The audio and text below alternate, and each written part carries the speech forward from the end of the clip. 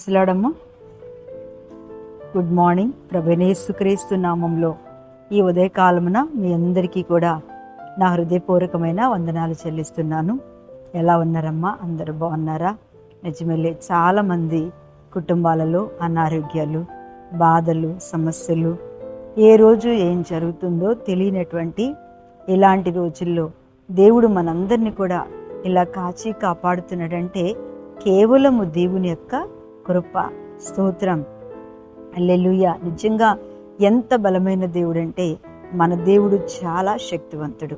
ఈ యొక్క వాగ్దానం కోసం ఎదురు చూస్తూ దేవుడు ఈరోజు నన్ను బలపరుస్తారా అని ఎదురు చూస్తున్న మీ జీవితాలలో దేవుడు అద్భుతంగా దేవుడు మిమ్మలను బలపరచబోతున్నాడు. ఆమేన్. ఈరోజు దేవుని యొక్క వాగ్దానం మత్తయి సువార్త 5వ అధ్యాయము, ఇక్కడ దేవుడు 5వ అధ్యాయము 4వ వచనం గురించి నేను మాట్లాడాలని ప్రభు ప్రేరేపించుతున్నారు. అందుకని ఇక్కడ ఆయన చెప్తున్నారు, దుఃఖపడువారు ధన్యులు, వారు ఓదార్చబడుదురు. సాత్వికులు ధన్యులు, వారు భూలోకమును స్వతంత్రించుకుందురు. దేవుడు దుఃఖపడే వారి గురించి ఈరోజు ప్రత్యేకంగా మాట్లాడుతున్నారు. ఎవరంటే దుఃఖపడేవారు. నిజంగా ఎవరి జీవితంలో దుఃఖం లేదు చెప్పండి? అందరి జీవితాల్లో దుఃఖం ఉన్నాయి. ఎవరు కన్నీరు కారవట్లేదు, ఎవరికి ఏ బాధ లేకుండా ఉన్నారు. అందరూ కూడా బాధలతో ఉన్నారు, వ్యాధులతో ఉన్నారు, సమస్యలతో ఉన్నారు, కష్టాలలో ఉన్నారు. ప్రతి ఒక్కరూ ఎవరిని కదిపినా పైకి మాత్రం ఎంతో చక్కగా మనం ఉంటాం. కానీ మనం చూసిన వాళ్ళు వీళ్ళకి ఏం బాధ, వీళ్ళకి అన్నీ బాగానే ఉన్నాయి అనుకుంటాం. కానీ చాలామంది జీవితాలలో దుఃఖపడుతున్నారు, వేదన చెందుతున్నారు, కుటుంబ సమస్యలతో కొట్టుమిట్టాడుతున్నారు. అలాంటి మీకందరికీ దేవుడు ఈరోజు చేసే వాగ్దానం ఏంటంటే దుఃఖపడువారు ధన్యులు. నిజంగా ఎవరైనా ధన్యులేనా చెప్పండి?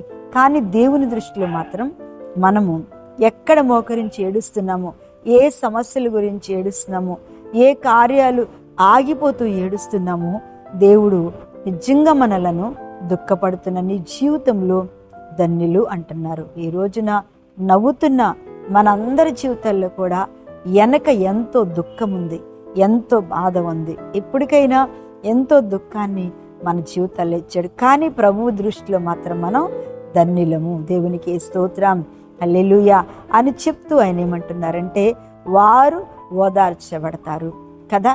వారు ఓదార్చబడతారు. వారిని ఓదార్చేదెవరట?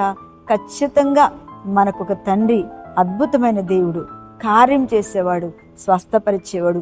ఆయన తప్ప ప్రపంచంలో మనల్ని ఎవ్వరు కూడా ఓదార్చలేరు. ఆమేన్ చెప్పండి.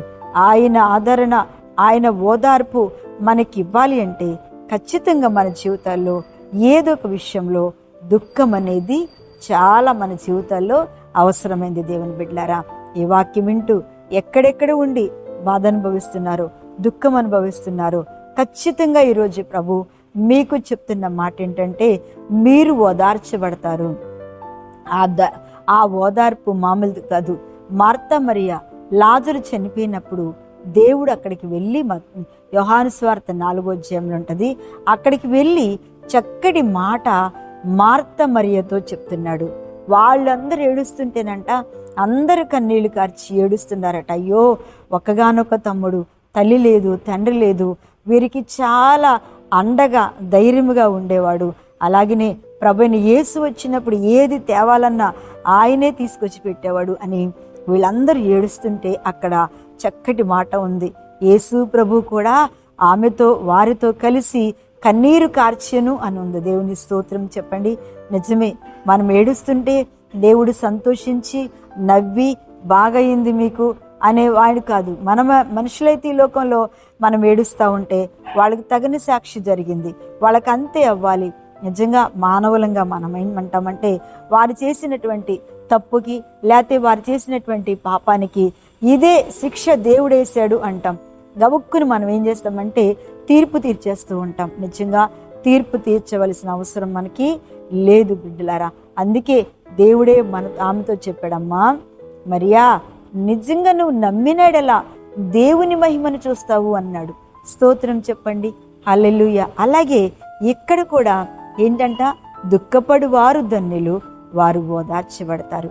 మరియను ఓదార్చిన దేవుడు, మార్తను ఓదార్చి వారింట్లో అద్భుతం చేసిన దేవుడు ఈరోజు నీ జీవితంలో కూడా నీవే దాని గురించి దుఃఖపడుతున్నావో, దేవునికి ఏది వేదన చెందుతున్నావో, ఏం జరగలేదని బాధపడుతున్నావో, అది తప్పకుండా దేవుడు మీ జీవితంలో సమయం వచ్చినప్పుడు కదండి, జకర్యా సమయం వచ్చినప్పుడు, జకర్యా ఎలిజబెత్ సమయం వచ్చినప్పుడు, ఇదిగో జకర్యా నీకు నీ ప్రార్థన ధూపం నా సన్నిధికి చేరింది అని దేవుని యొక్క ఆత్మ ఆయనతో దేవుడు చెప్పినప్పుడు, దేవుడు ఈరోజు నీతో కూడా చెప్తున్నాడు.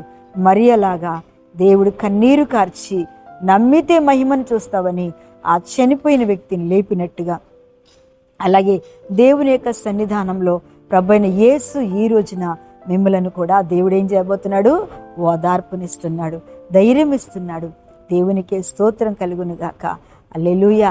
పాపాత్మన స్త్రీ ఏడుస్తూ ఉంటే, అమ్మా ఇక ఏడవకో, నిన్నెవ్వరేం చేయలేరు, ఎందుకంటే నేను కూడా నిన్నేమీ చేయను. అవును, అందుకే అంటారు, నా ఏడుపు ఎవరికి తెలియట్లేదా, నా యొక్క ఏడుపు నా ఉసురు. అంటే మామూలుగా ఏడుస్తాం కదా, ఎవరు అబ్రహాం భార్య అంది కదా, ఎందుకంటే నువ్వు నాకు ద్రోహం చేసావు కాబట్టి నా ఉసురు నీకు తగులుద్ది అని చెప్పినప్పుడు అబ్రహాం వెంటనే లోబడిపోయాడు. అలాగే దేవుని బిడ్డలారా, తప్పకుండా మన కన్నీరుని దేవుడు కవిలలో వేసి ఆయన దాచి ఉంచి నీ కన్నీరుకి దేవుడిచ్చే గొప్ప బహుమానం ఏంటో తెలుసా? ఓదార్పు. ఒక దినమున స్వస్థత అనే ఓదార్పు, ఒక దినమున నీ ఇంట్లో వివాహం శుభకార్యం అనే ఓదార్పు, ఒక దినమున ఆర్థిక అప్పులనే ఓదార్పు. నీ ప్రార్థన అయితే దేవుడు ఖచ్చితంగా వింటున్నాడు. ఖచ్చితమైన ఓదార్పును రాబోతున్న రోజుల్లో నీవు పొందుకుంటావు. ఆమెన్. కళ్ళు మూసుకొని ప్రార్థన చేస్తావు. పరిశుద్ధుడా, ఇదిగో ఈరోజు ఎవరైతే ఎంతమంది దుఃఖంలో ఉండి నీ కొరకు ఉదయకాలం వాగ్దానంలో మొరపెడుతున్నారో, ప్రతి ఒక్కరి మొర వాళ్ళు ఏది ఓదార్చాలని అడుగుతున్నారో ఆ యొక్క భాగ్యాన్ని కలగచేసి ఈ రోజంతా తోడుగా ఉండి, ఎవరైతే అనారోగ్యాలతో బాధపడుతున్నారో ప్రభువా వారిని ముట్టి స్వస్థపరిచి తండ్రి మీరు విడుదల దయచేయమని, ఈ రోజంతా తోడుగా ఉండమని యేసు నామమున అడుగుచున్న తండ్రి. ఆమేన్, ఆమేన్. ప్రైజ్ లార్డ్ అమ్మా. దేవుడు మిమ్మల్ని అందరినీ ఈ దినము దీవించునుగాక. ఆమేన్.